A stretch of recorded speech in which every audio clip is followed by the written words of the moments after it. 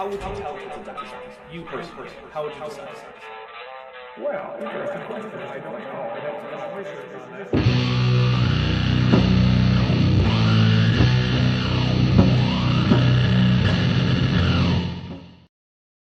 All right, hey everybody, we are back with the 10th Dapper Reacts. This is actually, the numbers here are going up faster than most of my other shows because I do like 3 or 4 of these a month. Even though it just kind of started. So in case you guys want to know, there is a poll up here. It is, would you eat a Bronto burger? Assume that it's made of real Brontosaurus. This is just for fun. I'm of course joined, as typical for these, by Vishanti. How are you? Not late. Not late this time. That's true. That is true. You got here on time. I even got a message from you before the show started, which was nice. Vandelli 1998 says for $1.99, supporting my favorite Archosaur on YouTube. Thank you very much. I really do appreciate it. Now, actually, that does remind me of things because Vandelli is one of the channel members, and as you guys might know, we recently got a whole lot of gift subs, which allowed me to make a new emoji. I also unlocked a few new membership badges, so if you get to 36 months or 48 months, your membership badge will change again, but we're going to have to wait to see until people get there before you guys get to see those cool new badges. But also, there is a new emoji, as well as an emoji that just wasn't getting use, has now been swapped out. So, we have 2 emojis. We're continuing on with the petak theme. So we have one that is Huichat, which with a big frowny face, which basically just means like damn it or darn it or shoot. And then of course we have Majka with a happy face for when something is going well. It means well done. So there you go. Enjoy those. And of course we still have all the other ones like Get Bent and Citation Needed and Me and the Tetrapod and Kanthoven and whatnot. So now you can say even more things just with emojis, primarily in Klingon. But anyway, we're here to continue on with, what you haven't been told about dinosaurs, which is from Creation Research, was a talk they gave with some guy who's otherwise, as far as I know, very obscure. Wait, Scott Duke is asking if you like Halloween, Vishanti. Halloween itself, I'm like neutral on, but I do like spooky movies. But I just watch spooky movies all year round, so it's not like specifically limited to Halloween. However, I do like the glut of spookies that come out in this time. Yes, that's basically my standing too. Like, I usually do something to mark Halloween. Like, I'll have like a marathon of spooky movies, something like that. Something fairly minor. But I do appreciate that October becomes extra spooky. Always fun. Yeah. Anyway, actually, my credits at the end of this are going to be a little bit on the spooky side as a result. Yeah. So anyway, one of the things I want to talk about before we actually get into this is I want to talk about how we use terms in paleontology and how that can be sometimes hijacked by pseudoscientists to say nonsense about paleontology.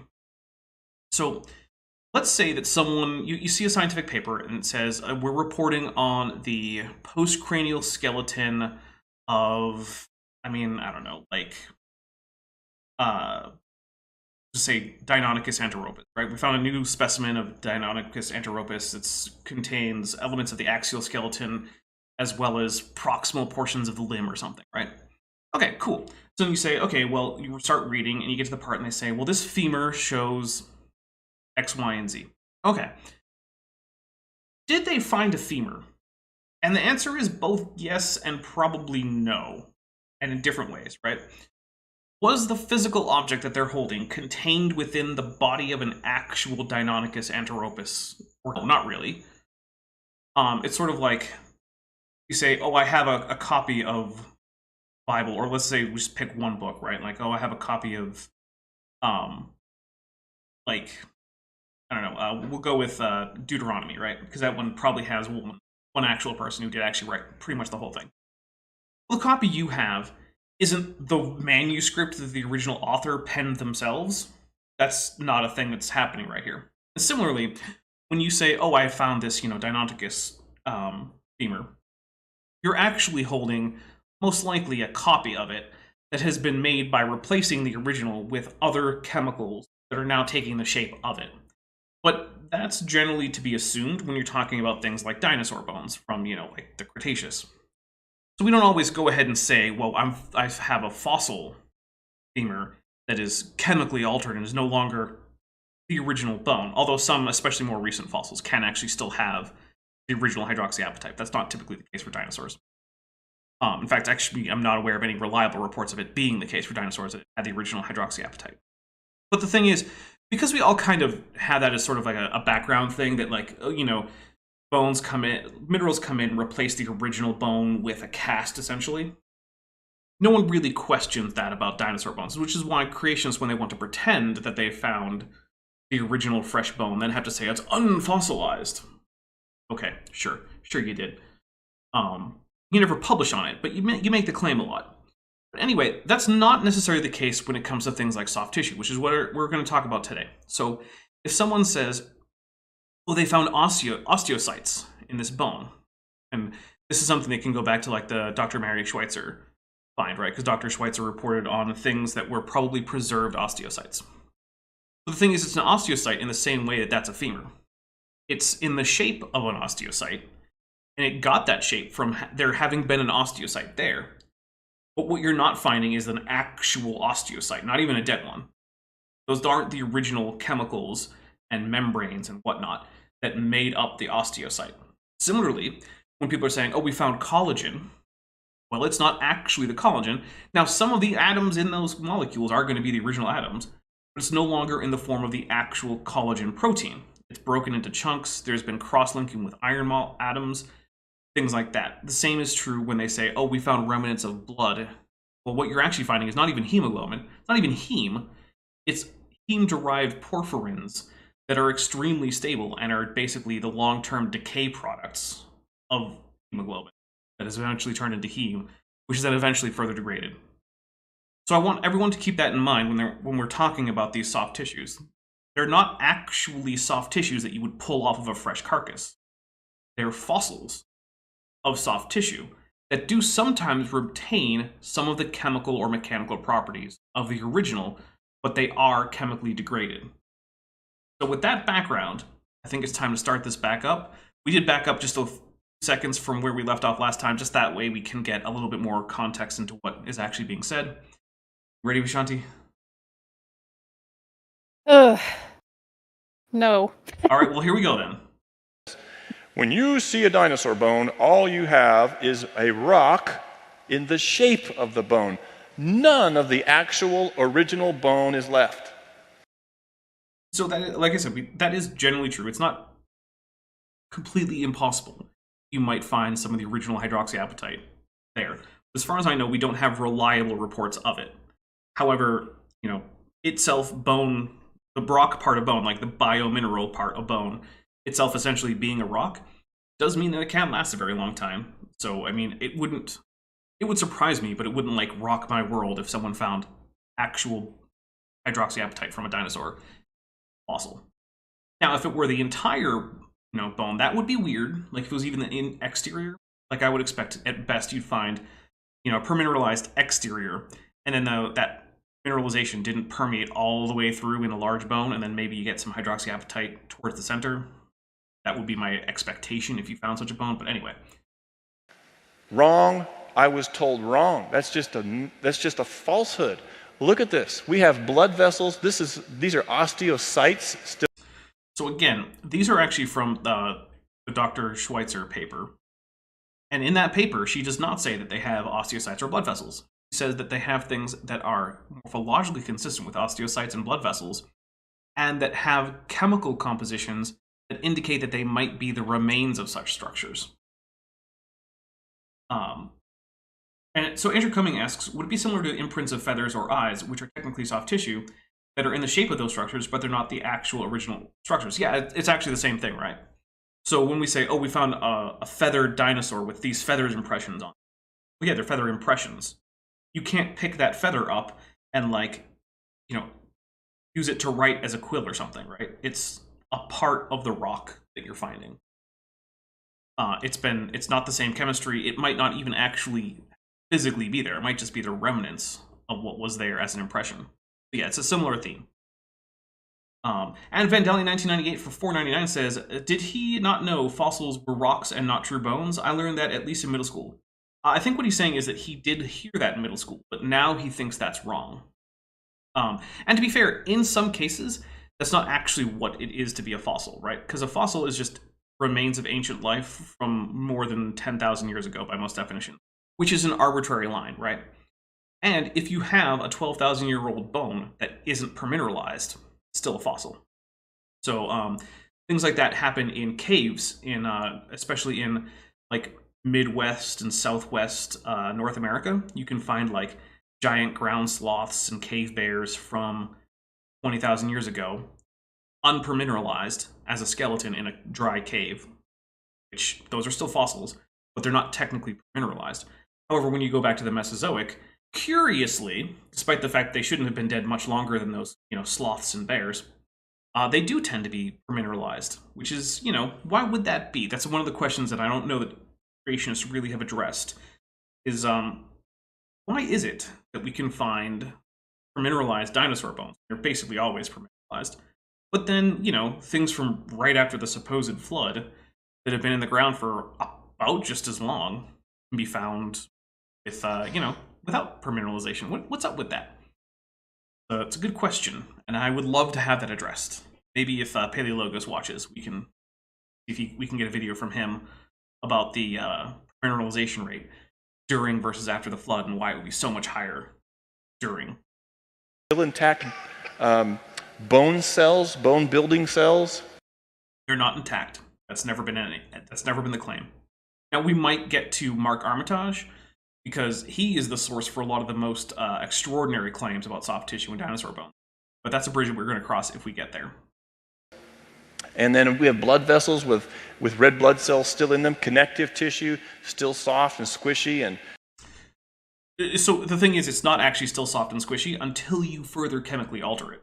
So, Vishanti, I think you know what Dr. Schweitzer and her lab assistant did to get the soft, squishy stuff, right?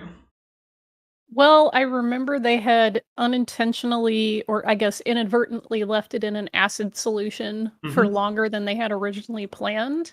Right. And that's how they ended up going, oh, wait, we found some remnants of what used to be soft tissue that we might be able to do some stuff with. Yep. In fact, if you don't soak it in acid quite a while, you basically just have rock. It's brittle, it'll crack. You actually have to go ahead and chemically alter it by soaking it in acid, which tends to soften things up a little bit in order to recover something that's soft and squishy, which you can do, and that's actually something that people have done with even more dinosaurs since her initial findings. And they found more and more of these chemical remnants of soft tissue.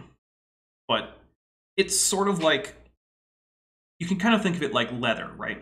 You can't just take a cow, take its skin, and then wrap that around your feet, and now you've got leather boots. Leather has to be chemically treated skin has to be chemically treated in order to turn it into leather. Yeah, you gotta tan it and right. do all that other stuff. There's a whole bunch of, very unpleasant chemical processes that it needs to go through. Otherwise, it'll just rot. Right. And so the same thing is happening both in terms of the actual preservation, where we have things like iron coming in and cross-linking the proteins, which, by the way, is also how leather works. The various processes that you go through to take skin and turn it into leather involves cross-linking the proteins in the cells in the skin.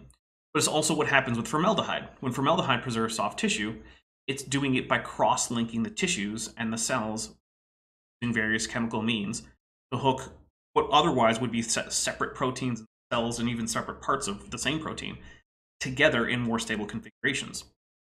So, and then in order to recover after this initial preservation, you still then have to soak it in acid. So we're not getting skin or blood fresh off the bone. That's not what's happening here. And it would rebound back to its original position. Amazing. Then this is in dinosaur material. And other fossils too, like Mosasaur. You've heard of the Mosasaur, right? These marine reptiles. All right, we have to end the poll and ask a new one, because one of my rules is when the creationist asks a question, my audience gets to ask the question. Okay. You've heard of mosasaurs. right? Yes, no. There we go. With the Brontos burger, 85% would try a Bronto burger. 14% would not, and that is with 41 votes. So, thank you for voting. I probably expected that a majority of people would try a Bronto burger. Yeah. All right, here we go. Extinct swimmers of the ancient seas. If they're extinct, I'm glad, because these things were scary. I wouldn't want to take a bath with one of these guys. I'm going to point out that while mosasaurs could get to be like the size of a truck, most of them were not that big, and many species were like, you know, like a foot or two, or less than a meter long. They weren't all like the kind of thing that would... Many of them were smaller things, which you can see in other groups, right? Like, look at cetaceans. They come in the very, very small size of, I think the smallest cetacean is only about like a third of a meter long, versus the largest animal in the world, whale. So, you know. Well, what if Uh-oh. they were like pack hunters, kind of like piranhas? I mean, maybe, but they were also actual lizards, and lizards aren't known for their complex social behavior. So, this seems very unlikely. And yeah, mosasaurs are actual So you're lizards. telling me there's a chance? Yes, there is a chance. Just like a chance of a guy like me and a girl like you. Yeah. Dinosaur like you. Well, okay, yeah, fair enough. I was just quoting the movie, though. Or, well, maybe paraphrasing. Okay, yeah, that's fair. All right, here we go. 45 feet long, and a gigantic mouth full of teeth, and a shark-like tail. But this one had, according to the evolutionary authors, quote, traces that represent residues of visceral organs. And then, Okay, so let's think about what that means, right? That means that we don't actually have any of the guts, which is visceral organs. We're probably meaning GI tract organs. So probable stomach, intestines, maybe esophageal tissue, stuff like that, right? That's usually what's meant by visceral in this context. So what's probably happening here is that as the stuff is rotting away, some of it is leaving behind a chemical stain on the sediment that's filling in this area. And then when we discover the fossil later, it's got a stain roughly where the guts were. I don't know what about that is supposed to be exceptional. I mean, it's not typical in most fossils, but it's also not something that is like a groundbreaking new thing that no one has found before. We've known about this since long before Dr. Schweitzer's finding with the T-Rex bone. I don't know, Vishanti, you don't read as much paleontology as I do. Does that seem extraordinary Nope. to find a stain somewhere in the rib cage of a mosasaur? That is outside my field of expertise. Okay, well, maybe it does sound extraordinary to people who don't read a lot of paleontology. I don't know. As someone who does read a fair bit, that's a nothing claim. I mean, it's cool, right? But, like, this isn't even the claim that the tissues are being preserved. As, like, even as chemical, like, remnants that give you the shape of this, it's an approximate location of a stain that probably did derive from biomolecules eventually. they compared the anatomy of this particular mosasaur, which was found in a chalk formation, the Niobrara Chalk in Kansas. Fun fact, chalk can't be deposited in a flood because floods are too energetic to allow chalk sediments to settle out. So, yeah, that's a problem for creationism. Wah. But had been in a drawer in the Los Angeles County Natural History Museum and since 1967. And these guys went back and looked at it again, and they said, why is this red patch here, and there's another red patch right here? So they compared the anatomy to that of a dolphin, and they noticed that a dolphin also has a red patch here and a red patch here. I'm a little skeptical if they compare the anatomy to a dolphin, since, you know, a monitor lizard would be a much closer approximation, since the relationship between snakes, monitor lizards, and mosasaurs kind of goes back and forth as to which one is basal to which other ones. But those are all very closely related. In fact, you can actually see that in modern living monitor lizards because they have the same forked tongue and they do the same tongue flicking action to scent the air that snakes do. And they use the same organ at the back of their throat to then, you know, they brush the tongue up against that, which is their chemoreceptor organ in the mouth. Yeah, like, it's pretty cool. Tyler West for $4.99 says, did you see that Kent has a debate coming up on Are Modern Birds Dinosaurs? I wonder whether or not Dr. Dino ever learned what a dinosaur is. First, I did not see that, because I actually don't keep up with what Kent's up to now. His new stuff is really, really boring. It's even more repetitive than his old stuff. And also, quite frankly, terrible person. I don't need to give watch time if I can avoid it. However, I highly doubt that he has bothered in the time since Dapper debated him to learn what a dinosaur is, because after all those years of calling himself Dr. Dino, his response to how would you personally identify something as a dinosaur was, well, I don't know. Never thought about that. Never thought about that. I'll have to do some research, which you're not. I'll do that. So yeah, like, I you very showed much up unprepared. What a shock. But Tyler West, I would be interested to know, like, when and where that will be, because that particular debate topic is one of the few things I might actually watch Kent do nowadays. Yeah, there's a reason that almost all of the Kent event stuff is like videos that are like more than a decade old from Kent. That's back when he still had a little bit more charisma, and he wasn't just like. Seems like he wasn't even just forgetting what he himself had just been saying to just go back into his script. Plus, we're diving into like the super like deep cut Kent Hovind crap right now, where it's like his creation science evangelism college level classes, if you can call them that, which he does. So yeah, all right. Otherwise known as liver and heart. So they speculated, with good evidence, I think, that we now know exactly where the liver was and the heart was in the Mosasaur, because there are still today red patches there. Okay. Apparently the Kent Hovind debate is going to be on SFT's channel. No thanks. That's enough for me to not at least watch it on his channel. If I do that at all, it'll be by downloading it.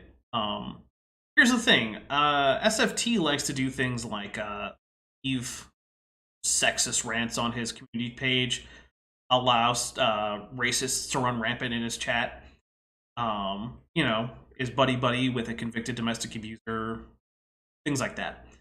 So I think the only way that I would end up watching that debate is if Atheist Jr. did a live react to it, because he's one of the only two people, or maybe three, that can make a Kent Hovind anything tolerable. Wait, am I one of the others? Yes. Okay, good. As is evidenced by me watching Kent with Ben. Good point. All right, here we go. So they said, what's causing the red patch? Maybe there's some kind of a magnet in here and it's attracting iron atoms. Well, they tested that and ruled that out. They didn't find any magnets. It does seem unlikely, I'll give them that. And then they thought maybe there's... magnet. Right.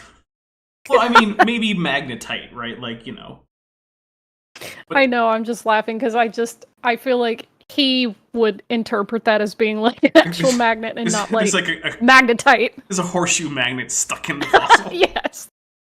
Like a big one like in the cartoons. Right. Actual hemoglobin, which is blood protein. Nope, they didn't find hemoglobin. Here's the thing, right? There are no reports of Mesozoic hemoglobin. There are reports of Mesozoic heme-derived structures, which is not even heme, which is the core part of hemoglobin after you strip off all the various amino acids that make up the complex folding structure of the protein. There's a heme group in the middle that contains in the middle of it an iron atom.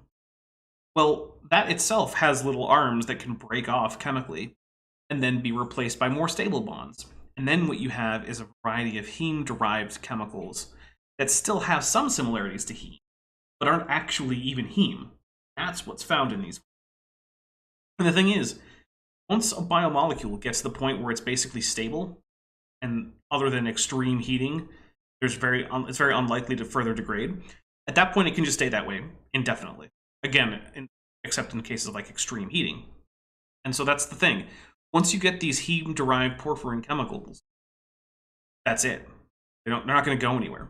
The reason we don't get them most of the time is because they tend to end up being washed out in various infiltrations of minerals as groundwater seeps in and things like that. But in some cases, they don't. And those are the exceptional cases. And usually those exceptional cases involve more rapid than normal burial, as well as usually then they often then need to be encased in relatively intact finds, because if the body is disrupted significantly, that will allow those chemicals to. And so this being an entire mosasaur found in chalk means that what almost certainly happened was that this animal was actually caught in what's called a slump, which is basically just a landslide in limey muck.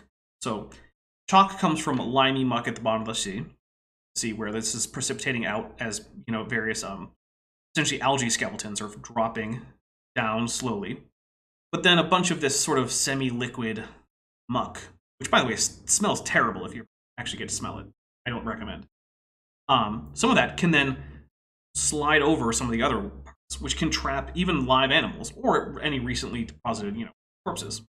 And then that takes something that normally would have been sitting out at the surface of this muck for quite a while and can immediately cover it in this muck. And we can see things like this happen nowadays, right? We can see slumps of limey muck. And then that relatively rapid burial in such a fine-grained sediment that is itself not the most hospitable place to microscopic decomposers can allow for excellent preservation. We also have Vandelli 1998 for $4.99 who says, I concur. I tried watching Kent Unfiltered once without commentary by you or others. I think I almost had a brain aneurysm. Yeah, it's dangerous. Don't watch Kent Unfiltered. I can only do it through years of building up tolerance and having learned things like extreme patience, the helpful uses of alcohol in preventing my brain from melting and leaking through my ears when listening to Kent. I have a lot of protective measures in place, I guess, right? It's sort of like it's like radioactive waste. You know, some people are trained to deal with this. And so if you have to come into any kind of consideration of nuclear waste, you should do it through the mediation of someone who knows what they're doing. You shouldn't directly go deal with it. Think of Kent like radioactive waste for your brain. I'm trained to deal with it. So let me do it for you. And they tested for blood protein and found it in there. So we have collagen protein and hemoglobin protein in fossils. So here's one of the things about that, right? There are chemical tests that will test for the presence of things like hemoglobin, but they can also trigger off of things like heme and heme-derived chemicals of various kinds. The same is true for things like collagen, right? So when you do a test for collagen, it doesn't see if the entire protein is there. What's actually going to happen is you're going to have something that's going to react with some particular site on collagen, right? So a protein is a string of amino acids that fold into particular shapes. Well, those shapes then expose certain atoms essentially to the exterior of the protein. And those can become what's called like active sites or binding sites like this, right? Areas where further chemistry can be conducted. And so if you have the remains of such a protein that is still folded such that this active site is still there, then your chemical tests for the protein will still bring positive results for parts of the protein, which is useful because it indicates that, hey, remnants of this protein is here. In fact, those are the kinds of things that are also used in things like forensic cases. So that way they can test to see if what they found is actually human remains or even remains at all, right? So, oh, and of course, Dr. Tapioca Weasel points out that atoms are fake. Truth is a lie. Yeah, that's a good point. There is that. All right. Guys, proteins don't last a million years. Thanks, William Shatner. Right? So generally speaking, that's true. But what we're seeing is generally not proteins, parts of proteins. Thousands of years. These things fall apart spontaneously, and yet they're there. And by the way, I was able to go visit this one just last November, and I forgot the name of the museum, and I just thought, hey, look, we're here in L.A. Let's go to the museum. So I was there with Dr. Hebert and Dr. Jason Lyle, our astrophysicist, and so we three go tromping through. I said, I want to go see the dinosaurs because, you know. And then you went to see something that isn't a dinosaur. Okay. Yeah. I mean, to be fair, you know, museums usually put out displays by like time period. So if you're in the dinosaur section, you're going to see mosasaurs too when you get to Cretaceous. But still, although, okay, to be even more fair, I did once with a coworker while we had some time in Dallas, go to the museum there. And we get to the paleontology section, get right into like the Permian, and he starts asking me like, "Is this a dinosaur? No. Is this a dinosaur? No." Like, when do we get to the dinosaurs? I'm like, it's going to be a while, man. Just hold your horses. Well, we didn't have horses then either. True, we did not have horses then. But we did have dicynodonts, which are almost as cool. Well, sorry, all I've got right now are dad jokes. That's all right. I got one right now. How do you kill a unique rabbit? I don't know how. Unique up on him. Here you go. Thanks, folks. I'll be here all week. Try the veal.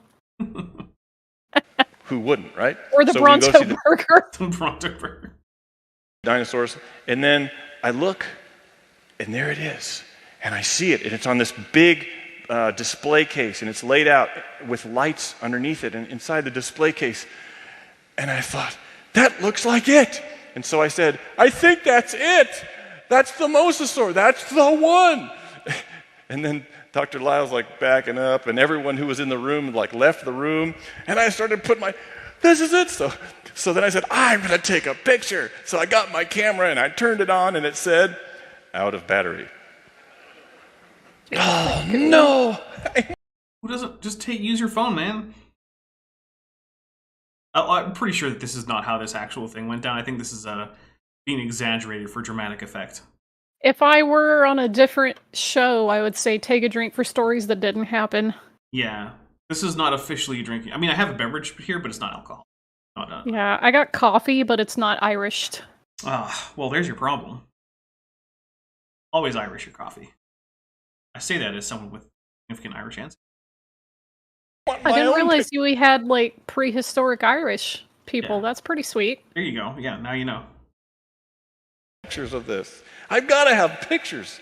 So Dr. Lyle said, don't worry, I have an iPhone.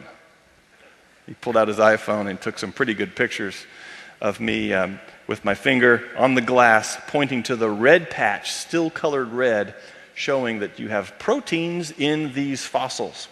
Oh my god, I just thought of the Hot Ones with Paul Rudd, where he shows the host how to take seemingly inappropriate pictures with like his hand positioning in front of the lens. Yes. I feel suddenly inspired to do this at museums. In front of dinosaur bones or other prehistoric creatures. We probably can't go too deep into that one, but if you're curious, do check out after this Paul Rudd Hot One. It's a pretty good interview. I only recommend 2 videos to people from that channel on a regular basis. Like, for people that have never seen it, I tell them to watch 2 episodes. The one with Idris Elba and the one with Paul Rudd, because they are studies in opposites. One is a meditation on hubris. And the other one is just Paul Rudd being, like, the most wholesome person ever. While also withstanding a tremendous amount of spice. Like, I think he's still got so much spice left that if you took a sample of his blood, it would break the Schofield meter. That's his anti-vampire. It's just eat absurdly hot things, so much so that his blood is just too spicy now. Can you imagine? I would work that into a Vampire the Masquerade Chronicle. I absolutely would. Do it. Alright, here we go. It's still there. Shouldn't be there if it's any more than 1 million years old. Actin, tubulin, PHEX, histone, all these are vertebrate proteins, nothing that bacteria produce. So you can't blame bacteria for it. So that is actually true. One of the first ideas when Dr. Schweitzer first started finding these obviously biological remnants was that maybe it was actually bacteria that had more recently infiltrated the fossil and left behind what's called a biofilm, which is a sort of a generic term for lots of squishy organic stuff left behind by things like bacteria. But one of the things that she did to show that no, that wasn't it, was in fact she used chemical tests to show that no, these things activated for tests for various specifically animal proteins, which means it wasn't a bacterium. Because as a rule, bacteria don't make animal proteins. They do sometimes when humans genetically engineer them to do things like, make human growth hormone or make human insulin, but normally they don't. I got some images of collagen in bone that I was able to take. I'm working on this for my research. So here's modern bone from a cow. This is kind of hard to see, so I'm going to go quickly through it. We have some medieval bone. Would the signal decrease or increase? When collagen decays? Oh, wait.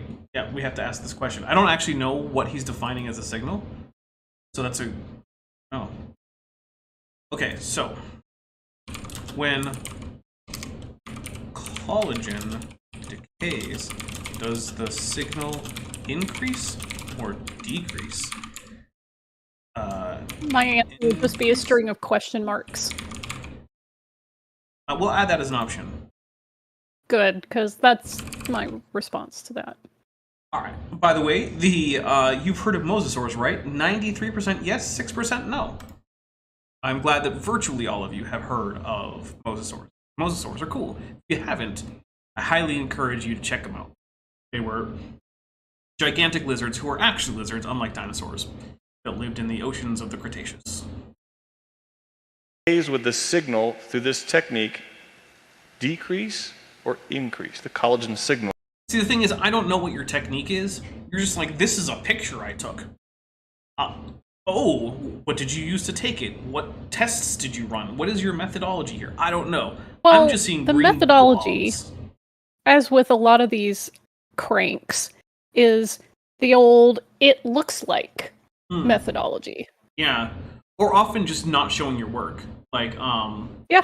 I recently came across Kurt Wise does a devotional biology series on Answers in Genesis YouTube, where he goes into their like lab for kids with a like computer monitor set up on one of the lab counters, and like just talks about biology stuff, but gets lots of it wrong.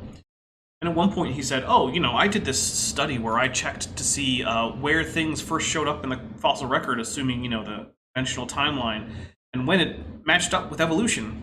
And as you can clearly see from my data," and he clicks, and then just some unlabeled numbers come up. I mean, they had labels, but it was like the labels were just R value and N values, which like Hey? Of what? What is the sample of? I don't know. He's like, yes, as you can clearly see, they don't actually match the evolutionary order. I'm like, no, I can't see that. And so I started looking like, has he published this data anywhere? And the answer is just no. So basically what Dr. Kurt Wise just said was, guys, I did a thing. It said evolution totally not real. No, you can't check my work. Well, the source is, trust me, bro. Yeah, basically. As far as I can tell, that's what this source is too. It's just, trust me, bro. I totally did a thing, and totally it means that the Earth is young. Believe me. When it decays, it would decrease. The signal decreases. Sure enough, you see more in the modern bone, less in the medieval bone. And we went ahead and snuck a dinosaur bone in there, and we saw a little bit. So little bits of it are still there. The signal's decreased, but we did see what we think preliminarily is collagen signal. Which is what I would expect. It was even less prominent than the medieval collagen. So, like, okay, and yeah, I guess he's testing conductivity. I don't know. Look, I don't know enough about his technique. Maybe that's an actual valid technique for testing for collagen. I don't know. I don't know all the techniques out there for all the things, right? I know a lot of things about plenty of things, but I don't know everything about anything. So maybe that's a valid thing to do. Seems weird to me, but what do I know? I'm just a dinosaur. I bite the head off a sword. But this seems completely in line with conventional expectations. Now, it also seems completely in line with creationist expectations, to be fair. But that just means that we can't use it to differentiate between the two ideas.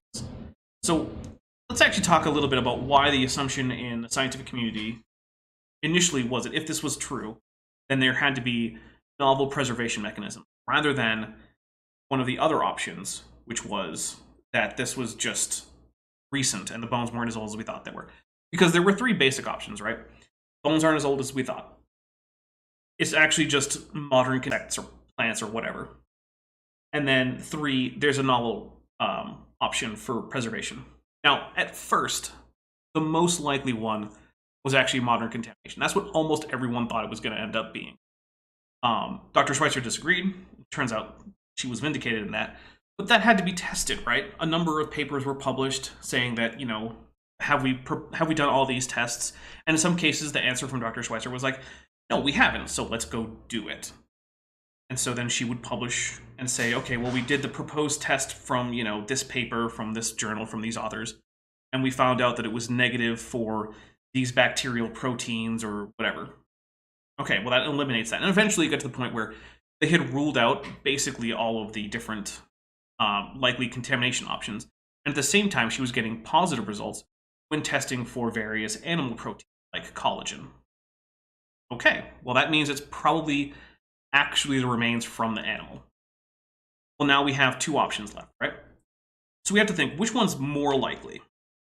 One option is that everything we know about physics and chemistry, and I mean everything, in fact, also about almost everything about quantum physics, all of that is wrong, right? The fine structure constant that we've been measuring, completely off, at least in the past. The way chemistry works, off. The way nuclear decay works, off.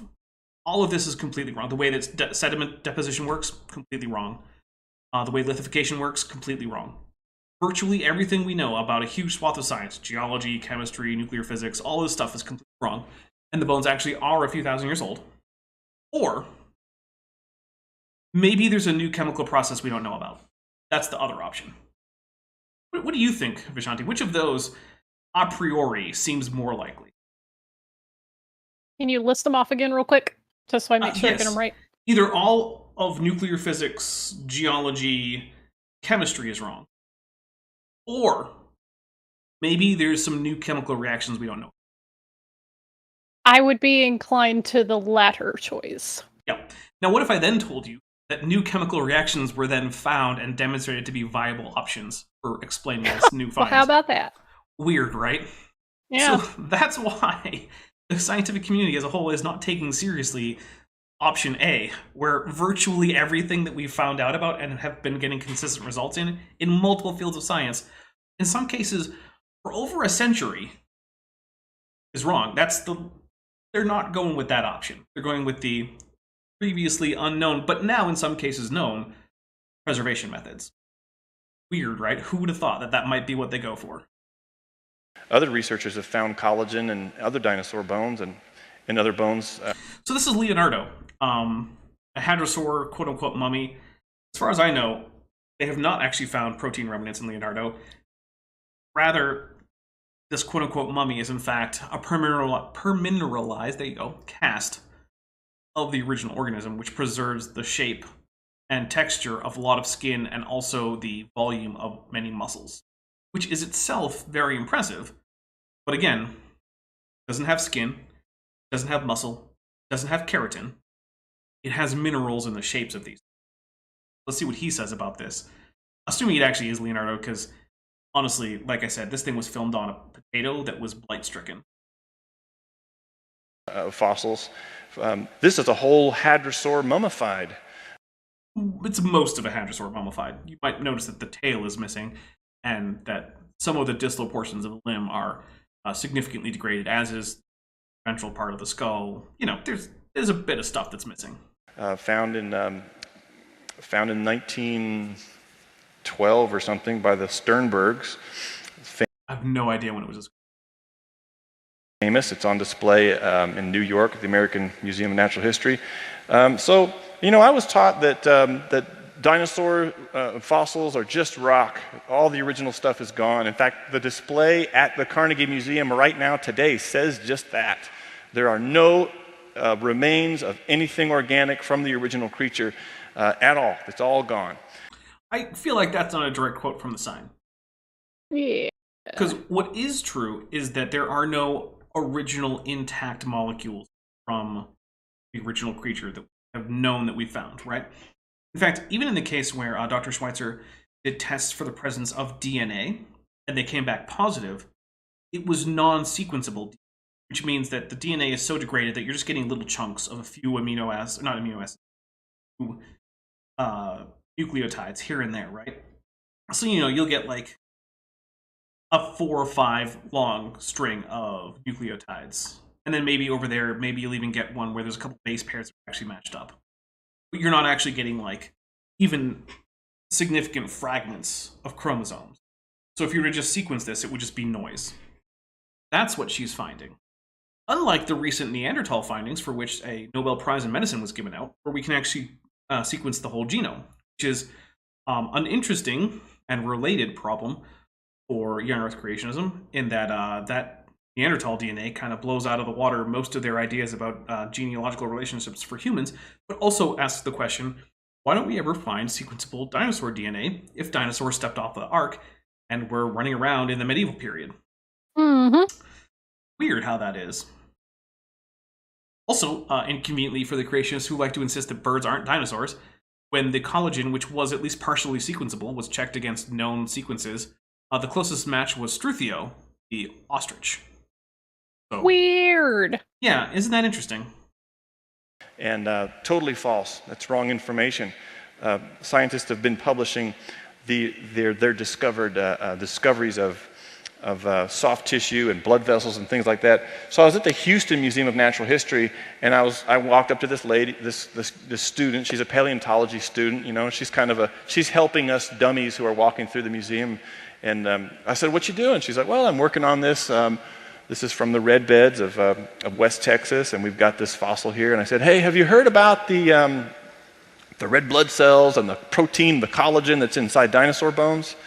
And she's like, "Yeah." You know, because she's the paleontologist, so she has to admit that she knows it. Okay, first. Okay. Probably not a paleontologist. She's probably a paleontology student who's doing fossil preparation, part of, like, you know, for credit.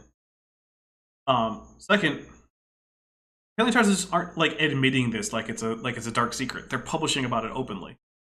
Yeah. I mean, it ends up in, like, Time magazine and, like, you know, Discover magazine and things. Like, it's not exactly like some shadowy secret that don't tell anyone about the collagen fragments. Don't. It's pretty public. That's that idea that everything is like a secret, shady cabal of people deciding on what is true and is taught to the hapless masses. That's such a, like, fundy conservative idea of anti-intellectualism and, like, all this higher learning. That's just conspiracies, and we regular unwashed folk know the truth. Well, yeah, this is the kind of thing why when people say, do you think young Earth creationism counts as a conspiracy theory, I say it is a conspiracy theory, although I don't think everyone who believes it is a conspiracy theorist, because some people just don't think about it enough. But for young Earth creationism to, in fact, be true, there would, in fact, have to be this kind of conspiracy that he talks about, but there just isn't. And also, interestingly enough, young Earth creationists, like with all other conspiracy theories, or believers in them, are more likely than normal to also believe in other conspiracy theories. Yep. So there's a reason that when Creation Ministries International came out as very much pro-vaccine back in 21, I think, that their Facebook comments were flooded with people who couldn't believe they would take this stance and were pointing out all the anti-vax nonsense talking points. And then CMI is there like, guys, you just have to look at the science. This is good scientific work. You've been training them to not look at the science for decades, and then you are aghast when you tell them to look at the science this time, and they go, no, it's fake. Yep. And so actually, Dr. Dan Stern-Cardinal, who I was just on with last night on his channel, actually commented there to the effect of like, gee, I wonder why it is that CMI attracts such a strongly anti-science audience. Gee! What a coincidence. What a coincidence, yeah. Yeah, and that's one of the reasons why I do this, right? Is because, well, on its own, thinking that the Earth is 6,000 years old probably isn't going to result in you having too much of a worse off life. You will then be more susceptible to things that will be very dangerous to yourself and others. I mean, the literal, like, last video before the Q&A session in Kent Hovind's series is, like, all of these conspiracy theories about the Illuminati and the, you know, Bilderbergers, and it's all, like, anti-Semitic, just trope upon trope. Mm-hmm. You know, he uncritically references the protocols of Elders of Zion. At least at the time he made that, he sold it. Yeah, he did. You could buy, and in case people might not know, First of all, do hit like. I'm seeing that most of you haven't. It really helps. But the Protocol of the Elders of Zion was a forgery made, I believe, in Russia.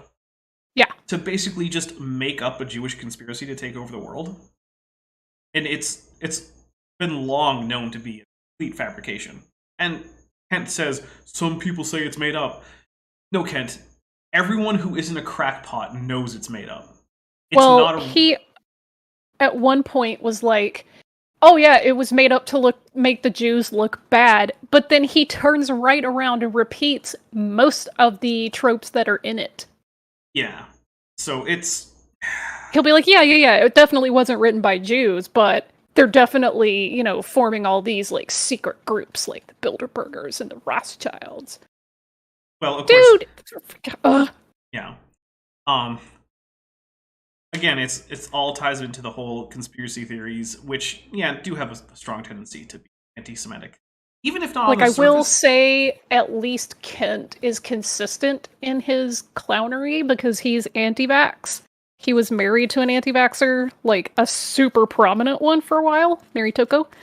And at least he's consistent there, but I'm never going to stop dunking on him because he's not a flat earther. And it's like, you take the Bible literally and you yet think the earth is round. And he's like, oh yeah, well, the science demonstrates that the earth is round. We've known that for, 2,000 years at least. And it's just silly. My favorite thing is that when he tries to argue that the earth is, well, which he doesn't do often because he mostly just ignores flat earthers, basically his entire argument just comes down to argument from authority on the basis of experts. It's like, oh, okay. Basically.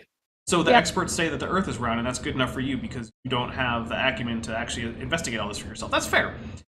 However, there's a whole lot of areas where all the experts disagree with you and you seem to think that you, in fact, can disagree with them with some kind of air of authority. It's a little weird, Kent. Anyway, see, he's the arbiter of truth because, according to him, his belief, his opinion, his thought in his head that the Bible's literally true and inspired by God means that he has a magic power to discern what is true and not. Well, it's the discernment of the Holy Spirit, obviously. Yeah, obviously. And the Holy Spirit's like, yeah, no, science is completely full of lies. Science is a liar sometimes. That's right. If you haven't seen that episode of It's Always Sunny in Philadelphia, I recommend it. But basically, one of the characters tries to disprove creationism by just pointing out things that science has gotten wrong. And it's like so often that is just the creationist argument, but it's presented a little bit more professionally. Pretty much. You trust people who thought this? Right. We don't trust people, we trust research. Mm-hmm. All right, we're going to get a little bit more in, and then we're going to take a quick break. I'm going to refresh this drink. It's starting to get a little warm in here, because while it is October, I do still live in Arizona. Oof. Well, I said, well, what do you think of that? How do you think the protein's still in there? And she said, well, it's not actually protein because... She's right about. And also, correct. Giving her the Valley Girl upspeak is probably, one, not accurate because you're in Texas, and two, it's probably just there for you to use a stereotype to insult her intelligence unfairly. Which I'm actually kind of angry about because it's not fair to her. It makes you look like a dick, dude. And it's just poisoning the well. If he asked her in a condescending way, she would have been well within her rights to respond in that tone, like, it's not actually protein, because that's also very close to, like, a sarcastic tone. But he's probably just giving her the Valley Girl upspeak because he's sexist.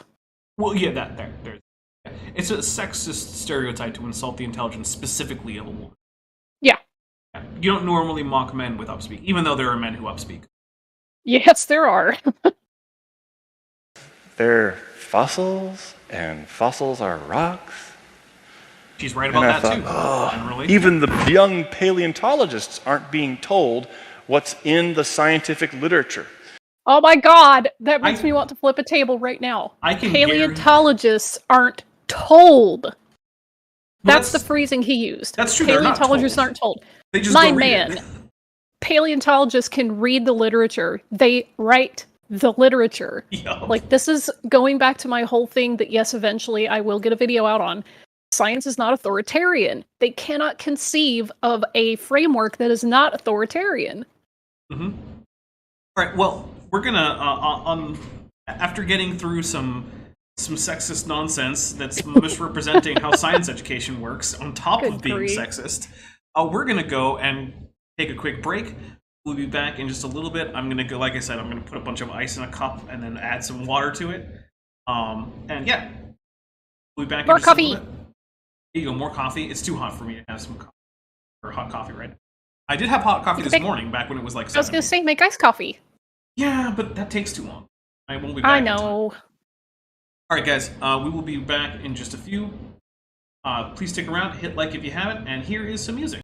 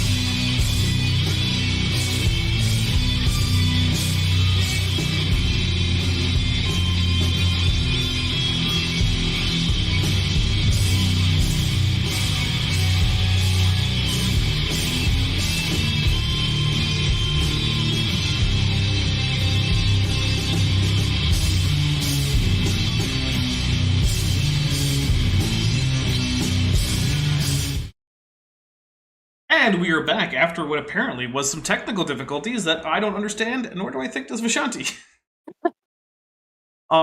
Anyway, but hey, we're back. Sorry that took a little bit longer than normal, but we're going to do the quick after break little commercial thing here, which is to say that, hey, guys, this channel has been growing, and I love that, and it is now at the point where I think that it is on track to be an indefinite thing, which is awesome. However, that is always something that's up in the air, and the channel is almost entirely supported by the voluntary contributions of people, whether it be through super chats, joining the Patreon, joining the channel as a member, things like that, right? And that is why I can do this. You know, I can have videos coming out 3 times a week consistently for like a year. And before that, it was 2 to 3 consistently. And so if you're not currently helping with that and you want to, there are several options with all sorts of different like levels where you can want to contribute how much you want to. So we have the Patreon, which starts at $1 a month, or you can go annual for a, I believe, 12% discount. So that has tiers going all the way up to $100. So you can pick whatever is comfortable for you.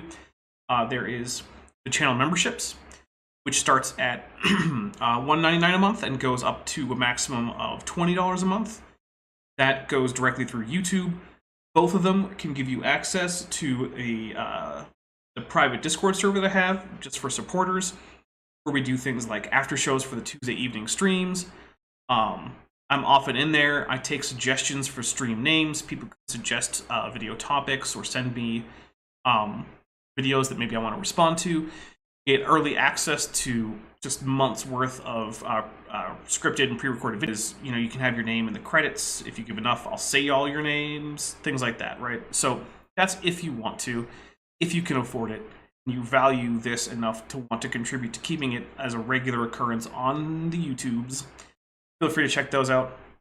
If that's not your thing, you want to just do a one-time thing or something like that, there is an Amazon wish list as well as a merch store. So if you want to just directly give me something, there's a bunch of stuff on a wish list. Some of which is for the channel, some of which is just stuff that I would like to have. And if you want to get some merch so that you can have something, there's a Teespring store. And if none of that's your thing, either can't afford it, you don't want to do any of those things, you still want to help the channel out, like every video, comment, share the videos, because that helps the channel grow in general. More viewers, and more ad revenue, and yeah, more people who will then support because they found the channel through you. Anyway, we're going to continue on now that I have given my my token obeisance to capitalism. Here we go. What paleontologists are discovering left and right. In fact, I compiled a list of 40 or so, and we could add a dozen more since I finished this list in 2011. Vishanti, we've already looked at this list, didn't we? Remember, because we commented it had the exact same formatting as a Dungeons & Dragons table? Yes! What happened the first time we looked at any of the claims on there? Remember that? Weren't they all just complete garbage? Yeah, the very first one we looked at was a complete lie. So, yeah, we've already looked at this. And while in this case, this is filmed on some kind of blight-stricken potato, when we could actually read it, we found pretty quickly that, the very first thing we checked on was complete nonsense. Directly contradicting. The first thing we checked on was, he said that whoever the presenter was, I don't know if it was this guy, said that there was a frog found with blood still in its femur that bled out when they cracked the femur open. And we actually looked into it. And it was like, oh, the interior of a frog femur was stained a reddish brown that was likely the result of remnants of, what do you call it? What's the stuff in your bones? Marrow. There it is. So Dr. Tapioca Weasel asks, is there a readable version of this graphic? Somewhere. One of our previous episodes had it. I don't remember which one. But yeah, there is. I just don't know exactly where to find it outside of just going to that video. So, yeah, already covered this one, which is convenient for us. Original tissues that are still in these fossils. Except you lied about that, dude. And the thing is, look, we took a random option, right? Just one of them, and it was just a lie. So I don't trust you. Right? Because I now know that you're the guy who compiled that lying table, which had a lie on there. Because when you say, I compiled this list, what that means is I went and looked at the research in these cases to see if they fit my criteria of original tissue. Which means they all should. When I find one that didn't, it means you're lying that you actually did the legwork to complete this table. Even if you're not lying in the sense that you know that what's in there is nonsense, you know you're presenting it as something that you actually did the research for. And either you did and you know you're lying about the research, or you didn't and you're lying about the work that you did to complete this table, and instead it's just a table that you didn't actually check on. Either way, you're a liar, Mr. Pink Shirt. Also, why has he got cotton candy colors on? I mean, whatever. It's just a weird choice. More men should wear pink, honestly. Okay, but paired with powder blue? So that you look like an actual cotton candy stand? It's whimsical. I guess. I don't know. I feel like if you're giving a presentation about science, maybe look less whimsical and... Nah! Wear pink, fine, but like pair it with like a dark blue or something. Nah, I want everybody to look like cotton candy machines in a Lisa Frank painting. Fair enough. I don't, because I don't like pastels that much, but okay. Yeah, but Lisa Frank was all like neon colors. Well, that's true, but the thing is, like give me hot pink, fuchsia, electric blue, but his dayglow orange. Isn't electric. His tie is like a weird. I know. Blue. It's like, I guess, what's that, periwinkle or something? Skeletor asks, "Is this his trans flag cosplay?" Maybe that's what it is. Maybe this guy is actually secretly like he can't come out and say it out loud, or he'll get fired from whatever creationist organization, right? But he's like, you know what? Trans rights, but only on the down low, because I don't want to get fired. Yeah, right. Maybe that's the actual thing. You know what? In that case, dude, fair enough. Good on you. I appreciate you coming out for trans rights. So subtly. Very, very subtly. But, you know, if you're in a situation where you actually could be fired, I understand why you would be subtle about it. I might say that maybe you shouldn't be working for such an organization, but, you know. So, collagen decay is the... All right, fine. Other people love the aggressive palette choice. Maybe. That's just not my style, maybe. Fourth clue, and what does it tell us? It tells us that this whole idea of millions of years, the dinosaurs died and were fossilized millions of years ago, that just does not fit with the fact that we have proteins in the fossils. Which isn't a fact, because we don't. Yeah. Original proteins that cannot last that long, we know from decay rate studies. So interestingly enough, these decay rate studies that are usually cited, even in the paleontology work, are actually not based on research into deep time preservation methods, right? If you look into them, they're actually primarily based on like remains from like archaeological significance as opposed to paleontological significance.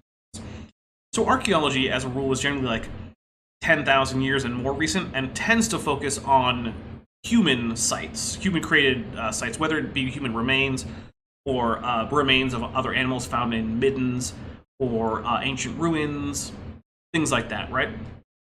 And so the preservation that we're looking at for the decay is assuming things like this is a bone that is at or near the surface and is exposed to the elements just generally, right?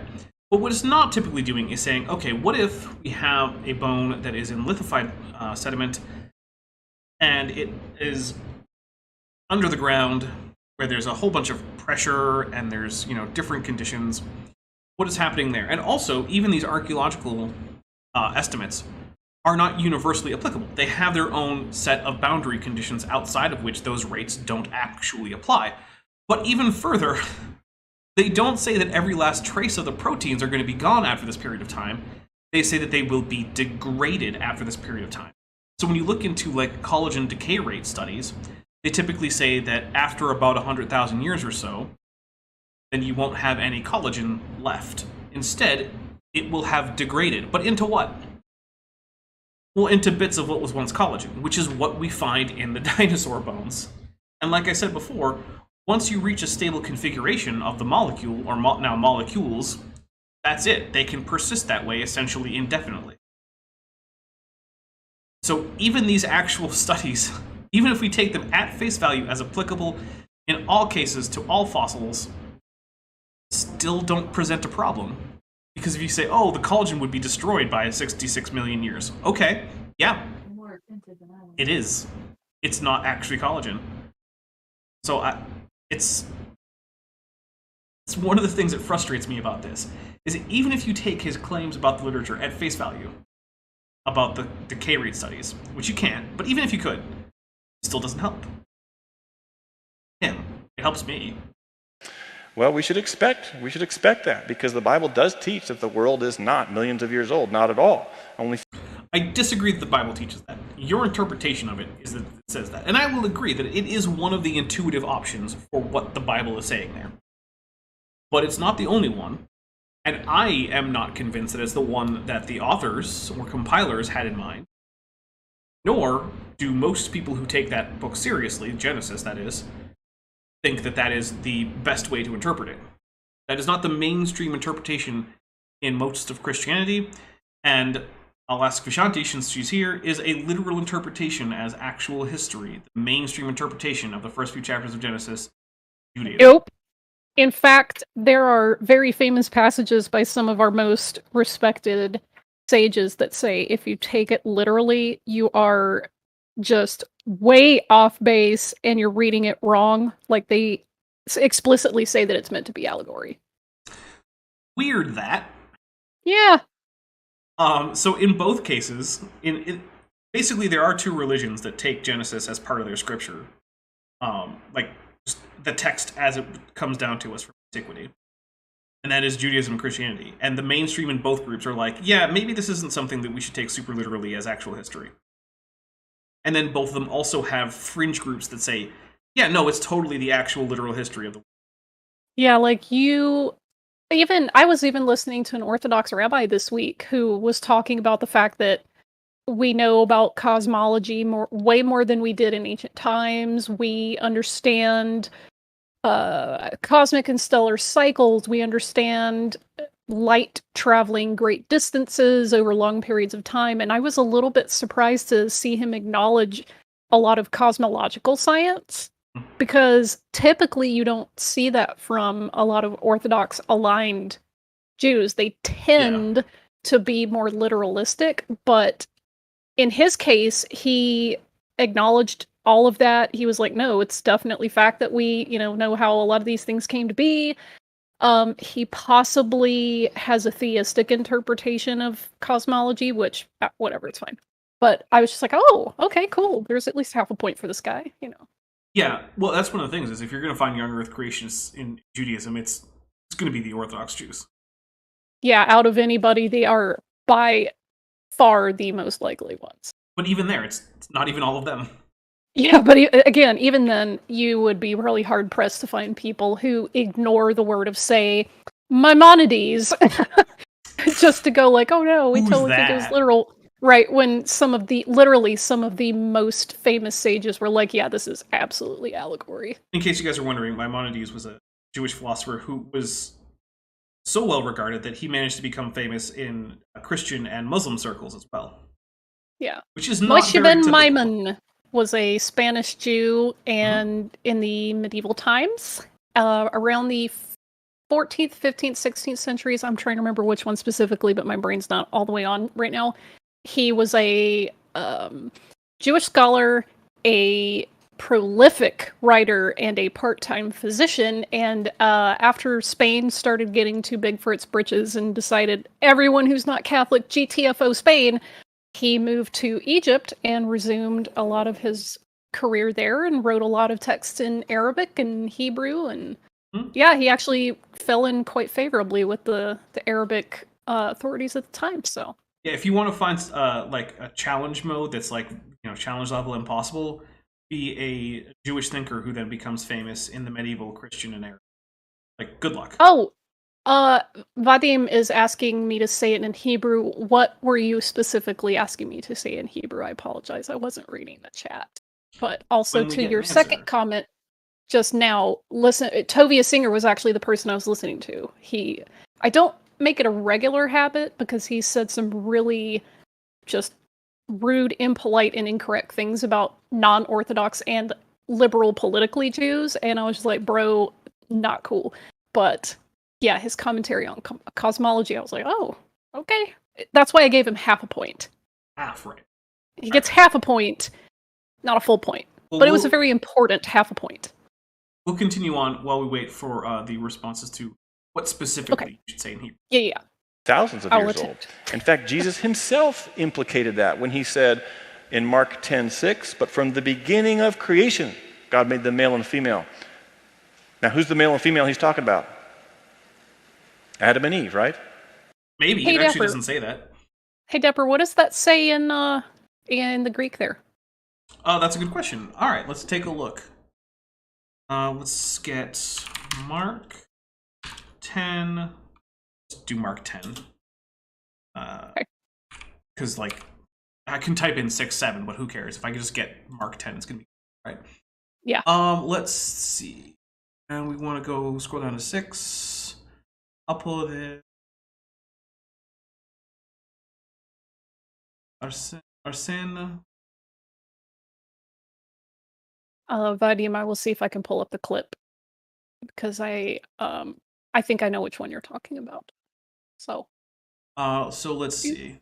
Yeah, I mean, it's a pretty literal translation there. So that is basically what it says. There's very little wiggle room in the Greek text, I would say. Okay, so... And then the two shall be this one is going flesh. to... I'm going to check on that. All right, go ahead. Okay, so let me ask you a very pedantic, I guess, type of question. When it says from the beginning of creation, does that specific phrase mean the beginning of creation of the entire cosmos? So not necessarily. So the word is archis, which is the forms of arche or arche, depending on your pronunciation of the vowels and how old-fashioned you want to be versus your consonants and whatnot. It means from the beginning. So the case there is it's one of the uses for indicating like, movement away from, but also means from a particular time temporally. And so it means from the beginning, but you can say the beginning of a thing, and if you leave it ambiguous, then have it open to be of what. And actually, does it say actually of creation? Let me see. It does actually say of creation. Tiseos. All right. But so I mean, I would say that it's reasonable to interpret it as like from the beginning of everything, right? But you can also just say, well, the creation of, and it could just be humans, or it could be like if you're someone who like Josh Swamidas is a Christian scientist who has this idea where there's a genealogical Adam and Eve. Is he a Christian scientist or a scientist who happens to be a Christian? The second one. He's not a member of the sure. Christian Scientist religion. Okay. Cool. So he has an idea about a genealogical Adam and Eve, where God, at some point in the evolution of humanity, picks a specific couple to make a covenant with, and then they, as a result of God's blessing, have become ancestors of all modern humans, although not necessarily the most recent common ancestors of all of humanity. And that, therefore, all of the human species is under the covenant that was made with these original two pair, and that is the real history behind that. And look, I'm not endorsing this view, but I'm just saying that there are multiple ways to understand what the beginning of the creation means in this case. However, it is a pretty good translation that I don't know of too many other ways that I would translate. Well, my second part of that question is when it says God made them male and female, do you believe that he's like quoting Genesis there? I mean, as far as I know, that phrase doesn't actually appear in Genesis, does it? Ah ha ha! Au contraire, mon frère! Oh, it does, okay. I mean, it does. I don't have the whole thing memorized. Well, the reason I was kind of getting you to, I guess, comment on this specific thing is I'm trying to get you to a point where I bring up this whole idea in Judaism that the first human type creature, whatever, was male and female. That entity was both at the same time until God split Hava, Eve, away from him. And that is actually really common to find in some of the commentaries, is that the first human had both traits. And some will say that they were integrated, and some will say that on the front, it was like a typical like man delineation, but on the backside, kind of like a Janus figure, was the woman's side, and God split them off. So I think that's interesting that he doesn't acknowledge, he doesn't know about them, but he wouldn't acknowledge that that's possible. He would just say, no, Adam was definitely 100% dude, and then God took his rib and made a woman. Sorry. And I'm just like, linguistically, you need to reckon with the fact that it's one entity, and one entity is male and female, so... I don't know that you could get that out of this particular passage in Mark in the Greek, because it does use pronouns. Okay, and that was kind of what I was going to ask. Like, is that okay. Plural pronoun? Sorry, chat. I know this is kind of way off from where we normally are, but I was very curious, and I figured now's the time. Yeah. So, the pronoun there is avtus, which is in fact they, them. Okay. So okay. There is that. Yeah. So in that case, yeah, when he says God made them, that's definitely a plural. Maybe sometime after, we'll take the time on our own to go check the Septuagint and see if maybe the reason that Mark is using plural pronouns is because the Septuagint uses plural pronouns. Yeah. That's often an explanation is if your translation of some text that the New Testament is alluding to from the Old Testament doesn't match the text that you're actually looking at, usually because the writers of the Gospels and the various epistles from the New Testament were usually quoting directly from the Septuagint, which was the translation more people were familiar with because it was the big Greek translation. And most people, even most Jews at the time, knew Greek and knew it way better than they knew Hebrew, which was no longer a living language. Vadium says, wasn't the original hermaphrodite two-sided? 50K's Slanish sure was. There you go. You know what? There it is. Maybe that's actually where they got the idea. Yeah, I would say that's most likely it. Although actually the double-sided Slaanesh thing, where it's like left to right, is actually a fairly recent thing because Games Workshop used to be okay with just having boobs, and they were like, maybe not. Right there at the beginning. Oh, wait, but Jesus made a mistake. I think he meant to say, millions of years after the Big Bang, God made them male and female. I would be astounded if you had a contemporary account of Jesus of Nazareth mentioning millions of years before we ever had the concept of deep time. Vandelli 1998 for $5 says, quick question, what does marriage options have to do with fossils? Yeah, it's an interesting question because the thing is that this is from a section where Jesus is asked about divorce, right? Divorce, right. Yeah. So the intention behind this is to talk about why Jesus thinks divorce is generally bad, and then he gives some caveats as to reasons that it seems like it's okay to get a divorce, right? Which are basically essentially infidelity. Infidelity, but also it does generally says like basically violating the vows of marriage, which could also then include other things. Like historically, it's often also been thought to include things like violence or failure to provide for your spouse or things like that, right? Yeah. So like, oh, your spouse wants a divorce, and like, oh, you can't. Like, if your wife is seeking a divorce, like in the medieval period, some of the options were one, infidelity, but also things like you hadn't become pregnant, so you hadn't had any children, not okay, or he couldn't actually provide for you to survive, you were starving. Other options. Yeah, and then more recently, the Catholic Church got way more strict on that. But then again, my guess is that most people in the Catholic Church aren't seeking a marriage annulment because their husbands are starving them. Yeah. I can't say for certain, but I feel like that's probably the case. Here's a fun little bit of trivia for the folks in chat. I'm going to drop random tidbits like this as they come to me. In mainstream Judaism, the idea for centuries is that the woman has been the one to have the privileges when it comes to intimate encounters, shall we say. So the idea is that the guy is kind of expected to be ready whenever she's ready. And if that ends up not being the case, she has reason to approach the judgment courts about it. Like, hey, he's not doing his job as a husband.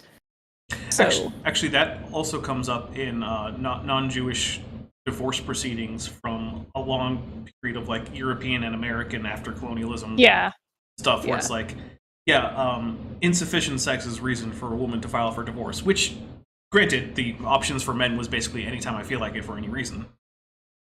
Yeah. But it was actually a pretty widely held expectation that the man is the person who was supposed to be providing the sex when required, not necessarily the other way around. Yeah.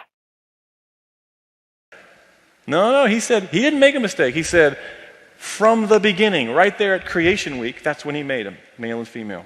Yeah, so Jesus... It actually doesn't say Creation Week. There's nothing about weeks in there. Yeah, there's nothing in there about week. Nico in the chat says, wait, so does God have an AIG or a Kent Hovind between his legs? That might be too high IQ, but just... Very nice. So technically, according to Christianity, the answer is yes. Right? If Jesus is God, Jesus was a human male, then yes. So, Ooh. there you go. Wait a minute. Are they telling me Jesus was ace? Well, actually, as far as orientation, there are some later writings that imply that he had a wife, or actually just state outright that he had a wife. But if you look at the canonical Gospels, he doesn't seem to have had much of a love or sex life. So yeah, maybe. Hey. Yeah.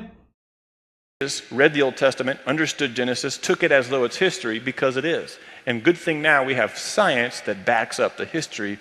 I would love for you to provide some of that.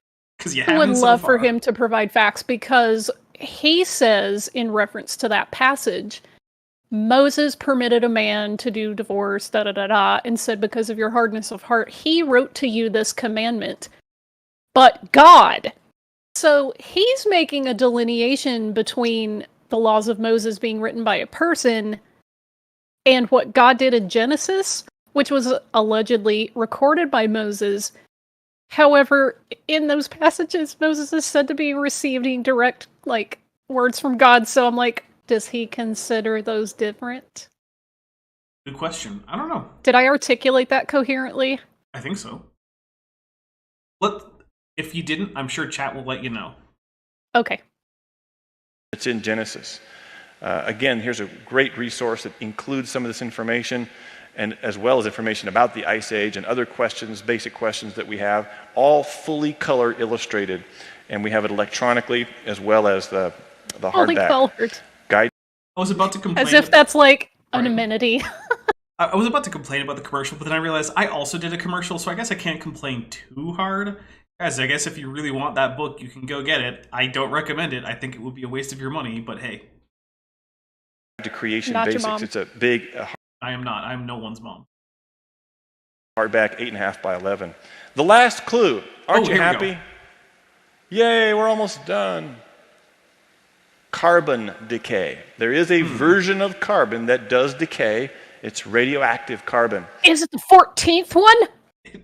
It is, but I'm also going to make an executive decision in that I don't want to have to split carbon decay up as badly as will happen if we just jump into carbon decay right now.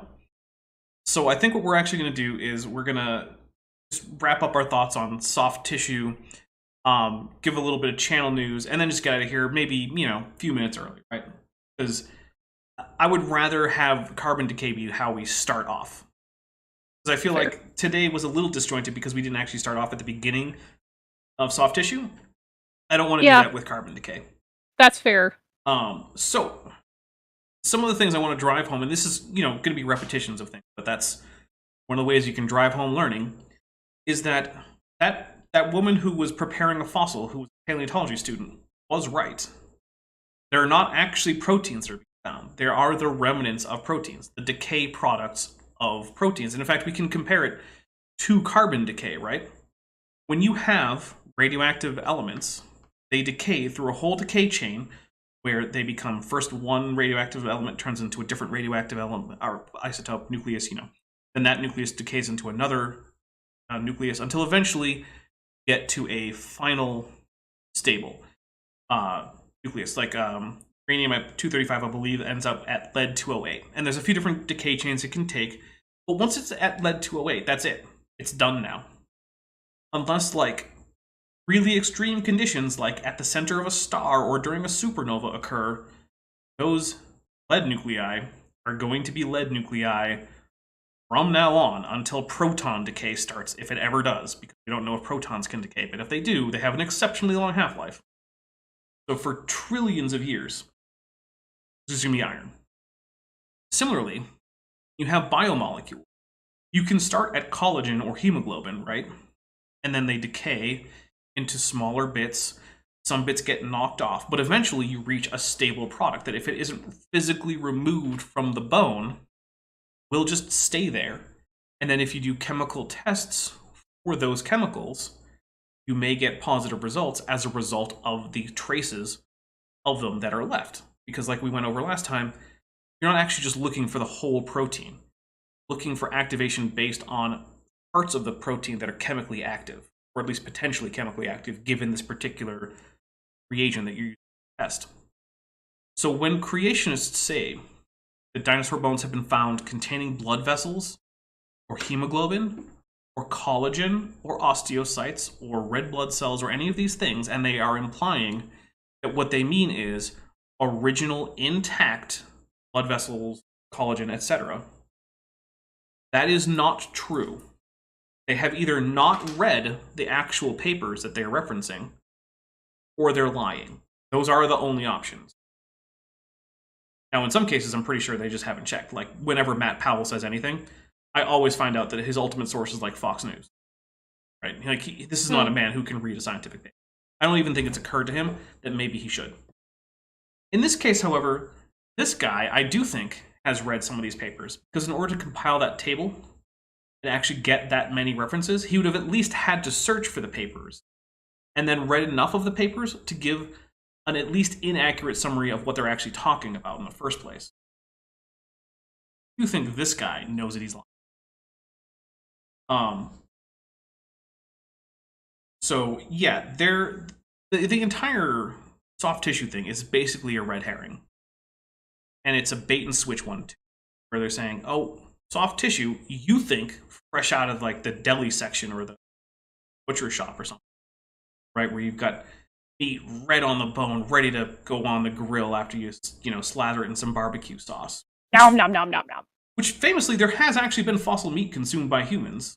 There was actually an event where when the London Museum was getting like its paleontology wing, there was a dinner hosted inside one of the unfinished dinosaur models, where a bunch of paleontologists sat down to eat some frozen mammoth steaks, which had been, cooked. That is a thing. I'd eat that. Apparently, it was actually not very good. It was actually pretty gamey and freezer-dried. I was going to say, I would totally eat that, but then I remembered that I made the decision to eat kosher, and I was like, oh, crap. No, I wouldn't. Mammoths are definitely not kosher. Definitely not. No, but you wouldn't not eat it because it would be...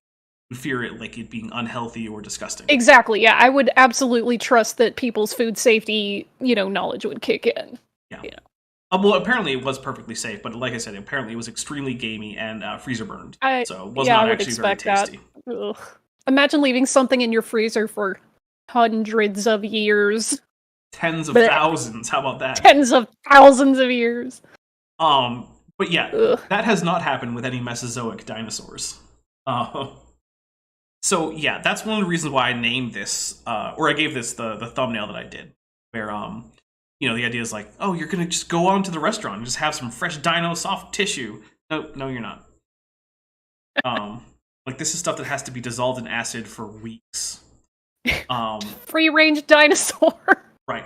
Now we didn't actually get to the Mark Armitage, but I want to touch on that a little bit because if you listen to other creationists more recently talk about this topic, they're going to use Mark Armitage as a source. So Mark Armitage is a microscopist who used to run a microscopy lab, but who was let go when the microscopy lab was shut down. And then he tried to sue for discrimination, and there was a settlement in which he did get a considerable amount of money, but the terms of the settlement have not been disclosed, which means that we actually don't know whether or not the school has admitted to firing him for his religious views, that they were being truthful in the first case, and they also have not publicly admitted any fault, and honestly, their entire story does seem to check out, whereas statements about horrible ideological oppression tend not to check out in any verifiable way. Look into them. But Mark Armitage famously found huge macroscopic sheets of organic material in a horn. The problem is that while he says it's a Triceratops horn, he did not in any way justify that identification. So he wrote a paper that he published in a microscopy journal, granted, not a paleontology journal, because it wouldn't have passed muster at a paleontology journal. Whereas I'm sure his microscope work was impeccable. I have no doubt, because in fact, I mean, the pictures look very impressive. They look quite good, and he's an expert at using a microscope. So I would expect his microscopy to be top-notch. But he left out some important things, like there was no site map. So you couldn't actually tell exactly where he found the bone. He did not take sufficient in situ photographs for the bone to be successfully identified. In fact, I believe he only took one, and it wasn't well lit because the distalmost portions of the horn were actually in shadow so deeply that you have to use significant amounts of image enhancement, basically going into Photoshop and then cranking up the lightness and the the contrast in order to just see where the distal end is. You can just see how big it is. Two, the general area where he's digging in is known to contain both Hell Creek Formation rocks as well as later Pleistocene rocks that include the bison species Bison latifrons, which interestingly enough, you know what the first Triceratops specimen was misidentified as, Vishanti? I do not. Bison latifrons. Hey! Weird that, yeah, because it turns out that when isolated, the horns of Bison latifrons and the horns of Triceratops horridus look almost identical. Now, if you have the rest of the skull, it becomes very obvious that they are not. But if you just have the horn, which is all he claims to have found, well, actually, he also claimed to find a vertebrum, a vertebral-like centrum, I believe, which is the big round disc part of your vertebra. But he didn't have pictures of it. But he also claimed to have found a section of rib. But the thing is, when you look at the rib, it actually, in cross-section, is more closely matching typical cross-section of a rib of Bison latifrons than that of Triceratops. So everything is coming together to say you probably found a Pleistocene bison horn. And if you want to say that you didn't, you don't actually have the evidence to back it up. And his best argument so far was to say that bison horns don't have a bone core, which is just not true. They absolutely do. So, yeah. I don't know what to tell you. Mark Armitage, who you will see come up in these discussions if you watch more recent stuff. Yeah, that paper is one of the worst written paleontology papers that I've ever read. Actually, until I read the Gabriella Haynes paper that I read with you, Vishanti, on air, that had been the worst paleontology paper I'd ever read. So yeah. Now, if you do want some actual dinosaur soft tissue to put on the grill, the barbecue, or whatever you want to call that thing that you cook on, the grocery store is full of chicken and turkey and maybe, if you're lucky, even duck. So feel free to go get some of that. With that, Vishanti, you got any channel news for your channel or anything? No, but I did find the passage that Vadim was asking about, and it was a video, oddly, discussing the Rapture. And Tovia Singer said, we know now that we're all made up of stardust, and we know that hydrogen is the most plentiful element in the universe. A lot of things are carbon-based, and the similarity between, yourself and, say, a horse, it's very small, and he says, we know that the celestial world and the terrestrial world are inexplicably linked. So I paraphrased him, but I was being a little more generous than perhaps I should have been. I made it sound like he was not a young Earth creationist when in this particular clip he did not explicitly deny a young Earth. He just said that we know about hydrogen being plentiful and people being carbon-based, just like all the organic life. So he made an argument that implied a common designer, which, okay, but he might be a young Earth creationist. I don't know. He just didn't specify in that clip. Well, to talk about, the distant starlight, that seems to indicate maybe he's an old...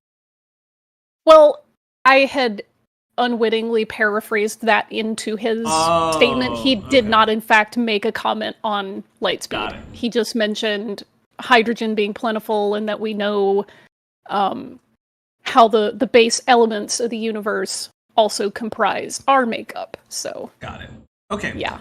Well, guys, I'm going to take a look at the calendar here. So, I am expecting, because I have not heard back from Erica saying that she is available for Eric with Erica, I am expecting it to be the next Kent with Bent, which I believe is 95, which will be another episode with a 2-2, twice in a row now.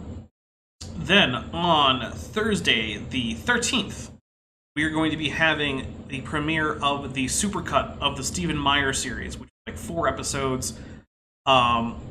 It's something like 2 hours, 20-something minutes long, I think. Let me see if I can't find out exactly how long it is. This might actually start playing the audio, but that's going to be coming out on Thursday at noon Pacific, 3 p.m. Eastern. Yeah, it's 2 hours, 27 minutes, and 19 seconds. So if you're going to be there for that premiere, bring some snacks and a beverage, because it's going to be a long one. Or maybe just bring lunch, right? So hopefully that'll be a hit. My supercuts usually are pretty popular, so I'm expecting that to do fairly well. Then I'm hoping to actually just pick this back up with Carbon Decay on Saturday at the same time, noon Pacific, 3 p.m. Eastern. Vishanti is of course welcome, and I will be confirming whether or not she would like to be here, when it's closer to the time, because I will let you know. Yeah, I don't want it to make you make a promise right now. And also, Science Simp 96, who's been a member at the Tetrapod level for 3 months, says, thank you for everything you do. Well, thank you for being here, guys.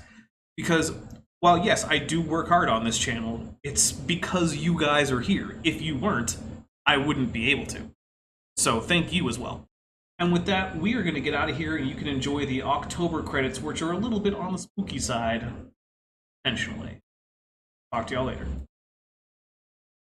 Thanks for watching, but before you go, I just want to say a special thank you to my channel members and my patrons, especially those pledging $20 or above. Bob Knob, Work in Progress, Benthoven, Cynically Skeptic, Denny5252, Ian Chen, Landon Knoll, Mabbity Babbity, McSpooks, Sphincter of Doom, The Venerable Veed, and Patrick Dennis. As you probably know, YouTube is a very volatile platform, and from month to month my income on the channel can swing wildly. But the people you see on screen are directly supporting, so that I don't have to worry too much about that, and the channel can keep going as it is, and perhaps even improving.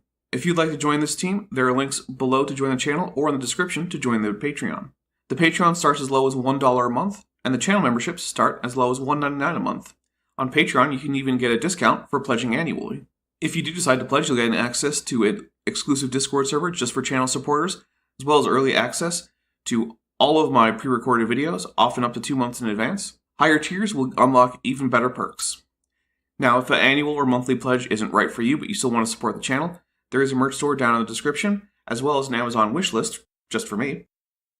And if financial support isn't something you can or want to do, then if you still want to help out the channel, please just like and share these videos and make sure you comment on them. It really helps the channel out.